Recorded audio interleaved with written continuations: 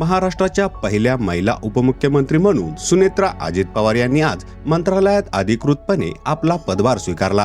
यावेळी पार्थ पवार यांच्यासह पक्षाचे अनेक आमदार आणि पदाधिकारी उपस्थित होते। राष्ट्रवादी काँग्रेसचे अध्यक्ष व उपमुख्यमंत्री अजित पवार यांच्या विमानात अपघात झालेल्या निधनानंतर रिक्त झालेल्या पदाची जबाबदारी त्यांच्या पत्नी सुनेत्रा पवार यांच्यावर सोपवण्यात आली आहे। सुनेत्रा पवार यांच्या रूपाने महाराष्ट्राला पहिल्या महिला उपमुख्यमंत्री मिळाल्याने आजचा दिवस राज्याच्या राजकारणात अत्यंत ऐतिहासिक आणि भावुक ठरला।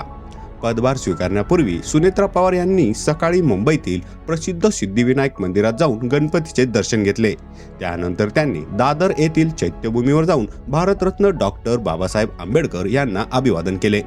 यानंतर सकाळी 11 वाजेच्या सुमारास सुनेत्रा पवार या मंत्रालयातील 6व्या मजल्यावरील उपमुख्यमंत्र्याच्या दालनात दाखल झाल्या।